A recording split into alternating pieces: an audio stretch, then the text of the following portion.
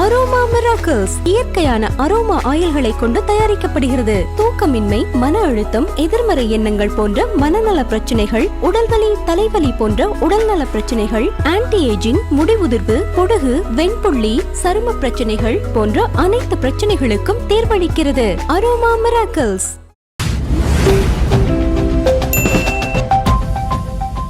தேமுதிகவா இருக்கட்டும், பாமகலே இப்போ இரு அணியா பிரிஞ்சுட்டாங்கன்னே சொல்லலாம். அடுத்து அமமுகவா இருக்கட்டும், இவங்களுடைய தேர்வு கூட்டணியில யாருடைய தேர்வா இருக்கும்? தாவேகா பக்கம் போறதுக்கான வாய்ப்புகள் இருக்கா? அதாவது தேமுதிகவை பொறுத்த வரைக்கும் பாத்தீங்கன்னா அதிமுகவால் ஏமாற்றப்பட்டதா அவங்க நினைக்கிறாங்க. ஏன்னா கடந்த தேர்தலில் பிரேமலதாவுடைய தம்பி சுதீஷ்க்கு ஒரு ராஜ்யசபா எம்பி இது தர்றதா சொல்லி அதிமுக கொடுக்கல. ஸோ அந்த கோபம் அவங்களுக்கு இருக்கு.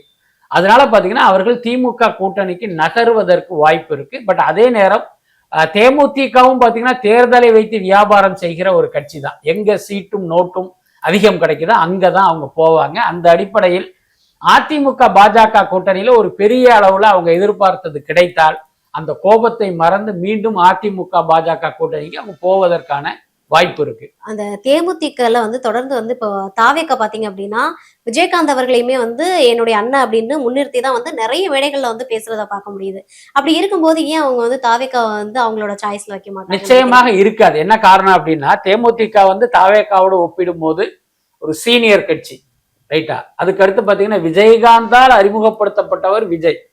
இன்னைக்கு பாத்தீங்கன்னா ஒரு பெரிய செல்வாக்கு மிக்க ஒரு நடிகராகவும் தலைவராகவும் இருக்கும் போது அவர் கொடுக்குற 4 சீட்டையும் 5 சீட்டையும் வாங்கிட்டு அந்த கூட்டணி போய் இப்படி இருக்க முடியும்?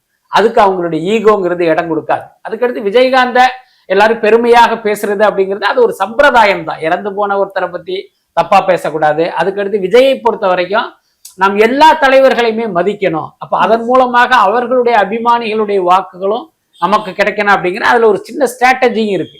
அது நமக்கே தெரியும் போது பிரேமலதாவுக்கு தெரியாதா என்ன? எல்லாத்துக்கும் மேல இவர்கள் நினைப்பது போல் விஜய் இவங்க கிட்ட இருக்க மாட்டார். ஏன்னா அவருக்குன்னு ஒரு ஸ்டைல் இருக்கு. அது இவர்களுக்கு ஒத்து வராது. அதனால நிச்சயமாக இவங்க தாவேகாவுக்கு போக மாட்டாங்க. எல்லாத்துக்கும் மேல தேமுதிகவை பொறுத்த வரைக்கும் வெறும் சீட்டு மட்டும் பத்தாது. இவங்க ஒரு கூட்டணிக்கு போகணும்னா நோட்டும் வேணும். அப்ப தாவேகாவிடம் இருந்து நீங்க ஒரு சில்லறையெல்லாம் பெயராது. அதனால இவங்க கண்டிப்பா அங்க போக மாட்டாங்க. அதுக்கடுத்து பாமக, நீங்களே சொல்ற மாதிரி இன்னைக்கு பாமக 2ஆ பிளவுபட்டு நிக்குது. ஒரு பக்கம் ராமதாஸ், இன்னொரு பக்கம் அன்புமணி ராமதாஸ். அன்புமணி ராமதாஸ் பின்னால பாத்தீங்கன்னா நிர்வாகிகள் எல்லாமே இருக்காங்க. இப்ப ராமதாஸுடைய குற்றச்சாட்டின்படி, அவருடைய கூற்றின்படி ஏதோ ஒரு போலியாக சில டாக்குமெண்ட்டை ரெடி பண்ணி தேர்தல் கமிஷனுக்கு அனுப்பி தன்னை ஒரு கட்சியின் தலைவரா அவர் நிலைநிறுத்திக்கிட்டாரு. அதுக்கு அடுத்து அன்புமணியினுடைய ஒரே நோக்கம், ஒரே லட்சியம் என்னன்னா ஒன்றிய அமைச்சர் பதவி, முக்கியமாக சுகாதாரத்துறை அமைச்சர் பதவியை வாங்கணும். அதன் மூலமாக பல ஆயிரம் கோடி சம்பாதிக்கணுங்கிறத தவிர அவருக்கு வேற எந்த அரசியல் நோக்கமும் கிடையாது. அதனால அவரை பொறுத்த வரைக்கும் அதை ஒரு நிபந்தனையா வச்சு பாஜக அதிமுக கூட்டணிக்கு தான் போவாரு. மற்ற எந்த கட்சி பின்னாலையும் அவர் போக மாட்டாரு. அப்ப அன்புமணி அதிமுக கூட்டணி பக்கம் போனா அதே கூட்டணிக்கு ராமதாஸ் போக மாட்டாரு. அப்ப இவர் என்ன பண்ணுவாருன்னா அதற்கு எதிரான கட்சி ஏதோ அந்த கூட்டணியில தான் போவாரு. அது அதிகபட்சமாக திமுக கூட போவதற்கு வாய்ப்பு இருக்கு. ஓகே, இப்போ பாமகன்ற ஒரே கட்சியை வச்சு இப்போ 2 பேரும் இரு துருவங்களா தேர்தலை சந்திக்க முடியுமா? நிச்சயமா முடியும். ஆனா மக்கள் ராமதாஸ் பக்கம் தான் இருக்காங்க. அது பல்வேறு செய்திகள் மூலமா நம்மளாலேயே அதை உணர முடியுது. அந்த மக்கள் பாத்தீங்கன்னா தெரியும் பாமகவை யார் உருவாக்கியது, யார் வளர்த்தது அப்படிங்கிறது அந்த மக்களுக்கு தெரியும். எல்லாத்துக்கும் மேல அன்புமணியையும் அவங்க பார்த்துக்கிட்டு தானே இருக்காங்க. இவர் எப்படிப்பட்டவர், இவர் எப்படிப்பட்டவர்ங்கிறது அந்த வன்னிய சகோதரர்களுக்கு தெரியும். அதனால அவர்களை பொறுத்த வரைக்கும் ராமதாஸ் பக்கம் தான் நிற்பாங்க அப்படின்னு நினைக்கிறேன். பட் என்ன இருந்தாலும் பாத்தீங்கன்னா அந்த வன்னியர் வாக்கு அப்படிங்கிறது ஒரு 2 பேருக்கும் பிரிவதற்கான வாய்ப்புகள் இருக்கு. தொடர்ந்து இவங்க ஜாதியை முன்னிறுத்தியே தமிழகத்துல அரசியல் பண்றது ஒரு விதமான எப்படி தவறான ஒரு முன்னுதாரணமா இருக்காதா? நிச்சயமாக. அதாவது இந்தியாவுக்கு பாத்தீங்கன்னா ஒரு மிகப்பெரிய அச்சுறுத்தல், இந்திய ஜனநாயகத்துக்கு ஒரு தீய சக்தியாக பாஜக எப்படி இருக்கோ அதே மாதிரி தமிழ்நாட்டு அரசியல்ல பாத்தீங்கன்னா ஒரு தீய சக்தியா இருக்கிறது பாமக தான். என்னன்னா அவன் மதத்தை வைத்து மக்களை பிரிக்கிறான், இவர்கள் ஜாதியை வைத்து மக்களை பிரிக்கிறாங்க. அதனால பாஜக இந்த நாட்டில் இருந்து அகற்றப்பட வேண்டியது எந்த அளவுக்கு முக்கியமோ அதே அளவுக்கு தமிழ்நாட்டில் இருந்தும் பாமக, நாம் தமிழர் போன்ற இந்த பிளவுவாத சக்திகளை அகற்றணும். நிச்சயமாக 2026 தேர்தலில் இந்த 2K கிட்ஸ் இதையெல்லாம் கருத்தில் கொண்டு வாக்களிக்கும் போது அது நடக்கும் அப்படின்னு தான் நான் நினைக்கிறேன். ஓகே. அமமுகவோட தேர்வு எந்த கூட்டணியா இருக்கும் சார்? அமமுக என்னுடைய பார்வையில் ஒரு லெட்டர் பேடு கட்சி, அவ்வளவுதான். அதுக்கு மேல அந்த கட்சிக்கு எந்த வேல்யூவும் இல்லை. நம்மை போன்ற ஊடகத்தின பேசி பேசி அதை ஒரு கட்சியா வந்து நம்ம பில்டப் கொடுத்துக்கிட்டு இருக்கோம். இன்னொரு பக்கம் அவர் பார்த்தீங்கன்னா வீட்டிலேருந்து கிளம்பும் போது ஒரு 5 ரிப்போர்ட்டர்கிட்ட பேசுவாரு. அதுக்கப்புறம் அவர் எந்த இடத்துக்கு போய் சேர்றாரோ அங்க அதே 5 ஊடகங்கள் வந்து நிற்கும், அங்க ஒரு கருத்து சொல்லுவாரு. அப்புறம் ஏர்போர்ட்ல உட்காந்துட்டு ஒரு 10 மைக்கிட்ட பேசுவாரு. அப்புறம் போய் ஒரு இடத்துல போய் இறங்கினவனா அங்க ஒரு 10 ஊடகங்களோட பேசுவாரு.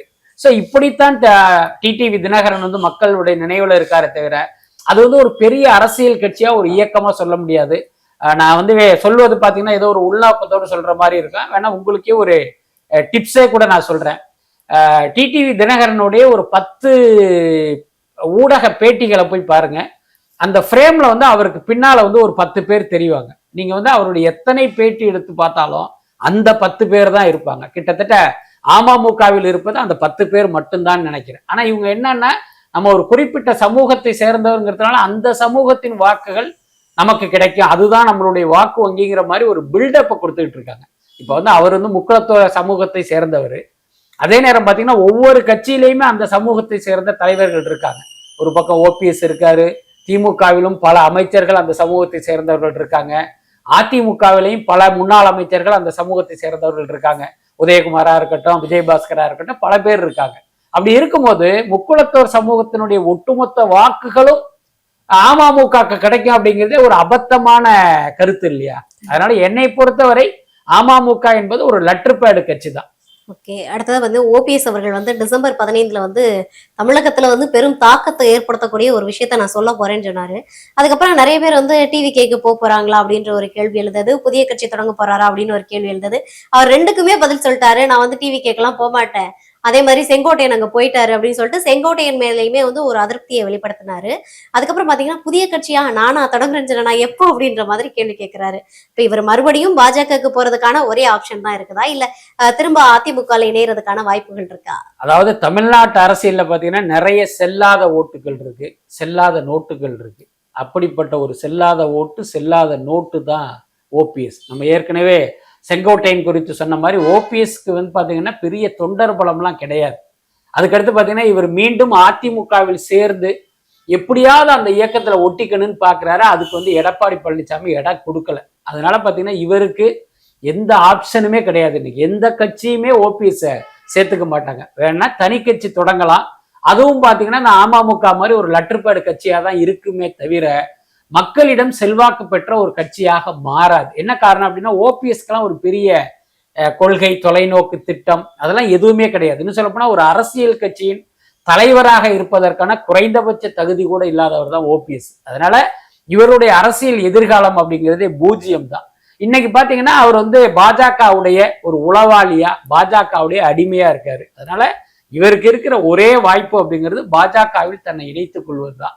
அப்படி இணைத்து கொண்டால் ஒரு 2 நாள் பேப்பர்ல பரபரப்பாக இவர் பெயர் அடிபடுமே தவிர அதுக்கப்புறம் இவருக்கு எந்த எதிர்காலமும் முன்னேற்றமும் கிடையாது. இது வந்து ஓபிஎஸ்க்கு தெரியும். அதனாலதான் நம்ம எந்த பக்கம் போறது அப்படின்னு தெரியாம வந்து அப்படி ரொம்ப திணறிக்கிட்டு இருக்காரு. அவரை பொறுத்த வரைக்கும் என்ன நினைக்கிறாரு அப்படின்னா, எப்படியாவது தட்டு மாதிரி அதிமுகக்குள்ள போயிட்டா மிச்ச காலத்தை நம்ம சேஃபா ஓட்டிடலாம் அப்படின்னு நினைக்கிறாரு. அதற்கு எடப்பாடி நிச்சயமாக இடம் கொடுக்க மாட்டார். தலைவரா இருக்கிறதுக்கே தகுதி இல்லைன்னு சொல்றீங்க. இவர் தானே வந்து கடந்த முறை 3 முறை முதலமைச்சரா இருந்த ஒருத்தர். கண்டிப்பா அதுல மாற்றமே இல்லை. 3 முறை முதலமைச்சர்னா மக்கள் ஓட்டு போட்டு தேர்ந்தெடுத்த ஒரு முதலமைச்சரா இல்லை. ஜெயலலிதா முதலமைச்சரா இருக்காங்க, அவங்களுக்கு ஒரு சட்ட சிக்கல் வருது. அதனால நம்ம நகர்ந்துகிட்டு நம்மளுடைய விசுவாசி ஒருத்தர ஒரு பொம்மை முதல்வரா உட்கார வைக்கணும், யாருப்பா சரியான ஆளுன்னு பாக்குறாரு. அப்ப இவர் வந்து சசிகலாவுடைய சமூகத்தை சேர்ந்தவர். அன்றைக்கு சசிகலா சொல்வதுதான் ஜெயலலிதாவுக்கு வேத வாக்காக தெரிந்த காலம். அந்த அடிப்படையில் அவருக்கு அந்த வாய்ப்பு கொடுத்தாங்க.